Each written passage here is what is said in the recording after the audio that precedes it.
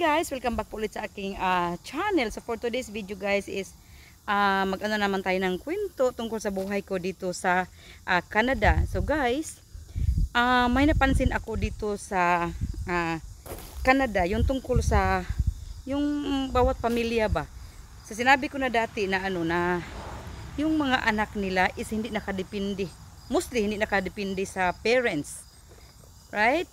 Kasi yung yung napansin ko doon sa in-laws ko, yung mga anak nila is may kanya-kanyang trabaho. Tapos nung kumain kami sa restaurant, yung mga anak nila, tatlo yung anak nila is kanya-kanya ang bayad ng ng kanilang kinakain, at saka yung mama at saka papa nila sila nagbabayad sa kanila, at saka ako naman sa aking asawa. So talagang yung hindi na tulad sa atin, kasi ang mga anak nakadepende sa parents, pero okay naman kasi makita natin yung pagmamahal. Pero taga dito talaga mahal nila ang mga anak nila, pero tinuturuan nila ng magandang pamamaraan, ganun. Tapos yung nagpunta kami sa McFarlane, yung cars ng asawa ko is mayroon siyang pamangkin doon na anak ng kapatid niyang babae, kasi apo na nila.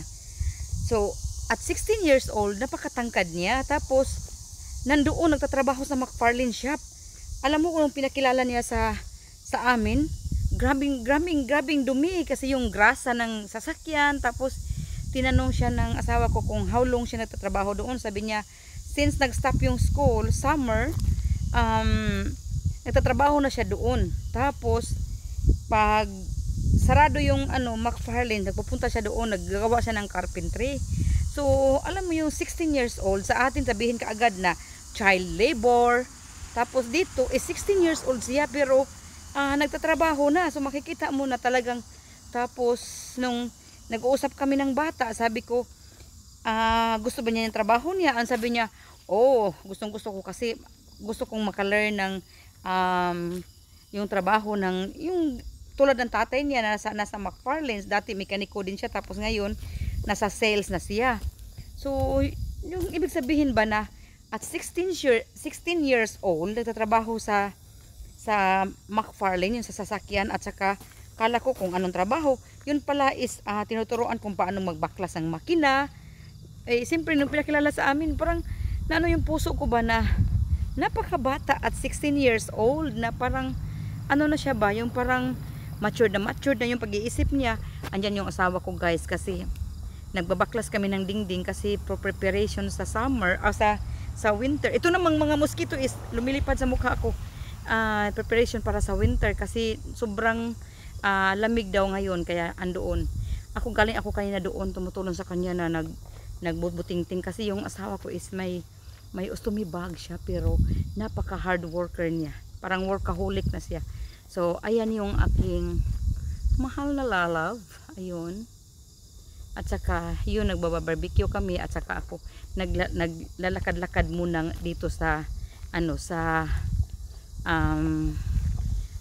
namin, sa aming bakuran o ganon. Tapos nandun siya, ayan yung wasali, pero ayan na sagi pa rin siya. Di ba? Kasi lang. At ito naman yung mga by October, the middle of October is maha-harvest na namin yung mga beans na nasa likod, di ba? Yung ang laki ng beans, ito is 100 acres na beans plantation ng asawa ko. Charot. Oo nga. Hindi sa pagmamayabang, 100 acres yan siya.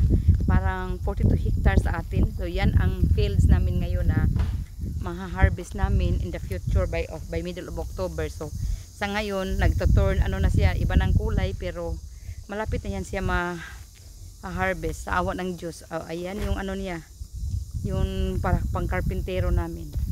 At ayan naman yung dating paanakan ng mga baboy.